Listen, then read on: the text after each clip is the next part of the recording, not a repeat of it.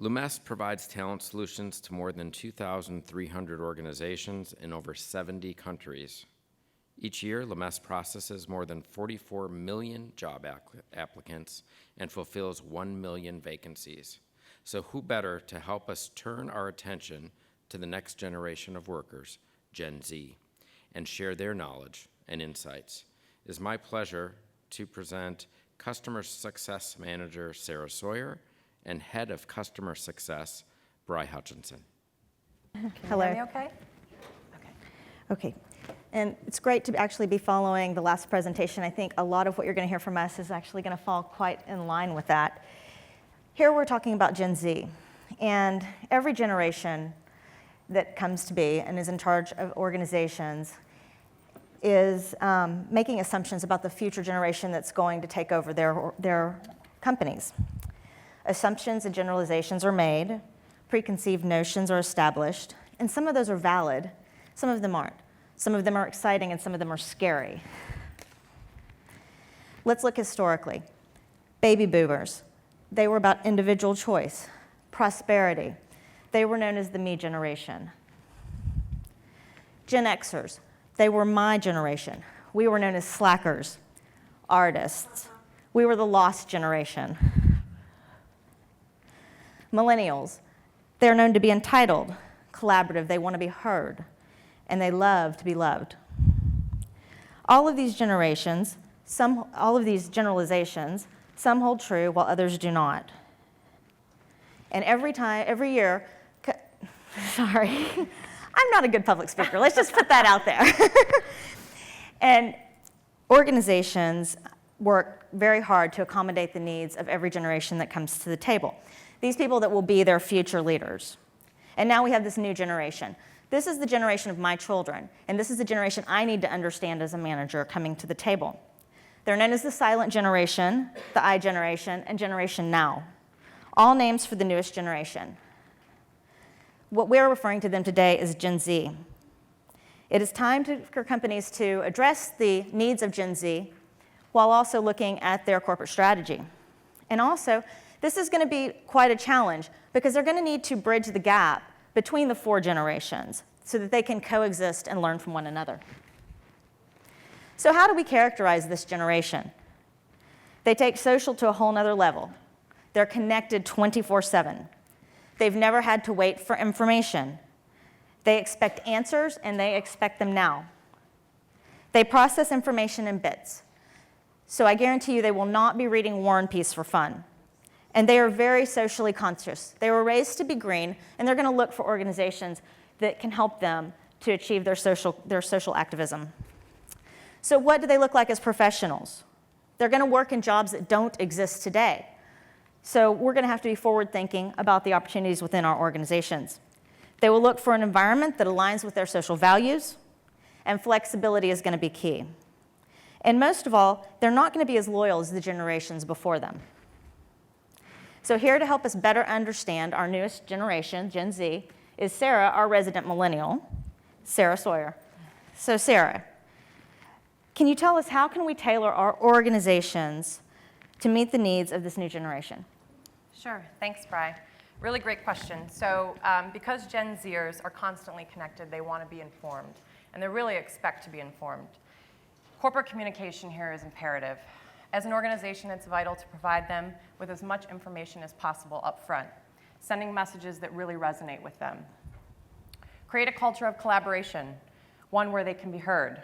This young generation wants to feel like they're contributing to the company's overall growth, so offering a way for them to channel their big ideas is critical. Make them feel included by sharing your corporate strategy, but not just through a marketing-generated mission statement, but the real objectives and how they can impact those objectives. Promote your open door policy. Align your strategy with values and principles that they care about, promoting philanthropy. It's important that they have a clear understanding of the career path. Again, this in turn will foster employee loyalty. Okay. So now that we know how to tailor our organization to their needs, how are we going to recruit them? What do they need in that experience? Social, social, social. It's important more now than ever to be social. So it's imperative that this talent can find you on all social media and have the ability to research your organization through videos, blogs, pages, and tweets. It's critical to not only have a mobile application, but a mobile career site for candidate applications, all having a simple look and feel. During the interview process, you might consider tailoring your interview questions to be more open-ended, more situational, allowing this candidate to really utilize their creative thinking skills. They really want to be recognized as thought leaders and demand the attention of senior level colleagues. So you might consider including a video message from the executive leadership team, one so that they can feel valued and inspired. Again, I think this is a consistent message today. Since they prefer the interpersonal connection, they'll want to get to know their peers, their hiring managers, and leaders on an intimate level when considering any opportunity. Shout out to Montage. Video interviewing is a great tool to allow Gen Z to engage early on in the recruiting process. Text interview notifications, feedback surveys, subscriptions to online blogs, social events are all great ways to keep this on-the-go candidate engaged and committed. So these steps are not only going to allow you to increase your social footprint, but it's really going to give you an edge on your competition. It's great for marketing, it'll increase your brand recognition, and again, reaching more candidates. Through social recruiting, you'll also extend your referral base. So I see this having a big impact on employee referrals. When you empower your candidates and your existing employees with social-based content, it allows them to share and promote opportunities within your organization. Again, remember, the term sharing means something completely different to this generation. So if they share it, they will come. So now we understand the organization, how we need to recruit those individuals. But how are they different from your generation, from the millennials? They'll be more demanding of your attention. I don't believe that. That's not possible. If you can, Generation Z is made up of big thinkers, so they really want to be defined by their ideas rather than their age. Employers are going to really need to embrace the entrepreneurial culture by allowing these young professionals to voice their ideas and collaborate amongst one another. They'll want to feel security, so they'll likely be more demanding and require more face time with their managers and executive leaders, continuously seeking feedback. Okay. So then how are we going to development? Are they going to be open to this development? Sure. So I really believe that the success of any organization's talent management will really depend on the education of its leadership and the understanding of what they'll need to do to leverage the talents of all four age groups in the workplace. So performance management here is vital to really ensure that they're informed of their involvement in career planning and wider career company opportunities that are tied to the company's growth. Other effective methods for development might include mentoring and job rotation programs, project-based work, but all with having an agenda to bring the generations together in a collaborative way. It'll also give and allow the Generation Z population to teach and learn in the workplace. And I know you've touched on this some, but just to ask again, what role is technology going to play in these organizations to make them successful? Sure, great, another great question. So if you thought my generation, the millennial generation, was tech savvy, these young recruits are already 25 steps ahead of your current workforce. So the important thing here is to really be prepared for that. Employers that recognize the importance of technology and increase their own utilization are going to be the ones that succeed with this. So I've seen many companies implement a bring your own device methodology to increase mobility and productivity inside and outside of the workplace. But the initial challenge here is going to be with the older generation, so getting them to adopt these advancements. But I look at it this way, you've got all the younger generations in the workplace to help drive internal enablement, so that shouldn't be an issue.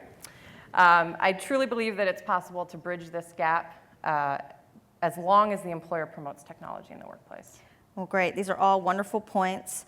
I feel a little more empowered. I'm still a little scared of the next generation, as that always seems to happen. Do you have any final thoughts to share? Well, I think there's been a common theme throughout today, and that's really, become the candidate. Well, the same applies to this generation. I think the key to Generation Z recruitment success is to be like them. So focusing your recruitment strategies to really align with how this population searches, how they interact, how they collaborate, is going to make you successful and hire the highest quality. But be proactive and highly visible in the online communities that count, and aligning your brand with the values that really resonate with this generation. Thank you. So thank you, everyone. We do have, for more information, we've got a brochure outside on the top 10 tips for attracting and retaining Gen Z employees. So please grab one of those on your way out. Thank you. Thank you.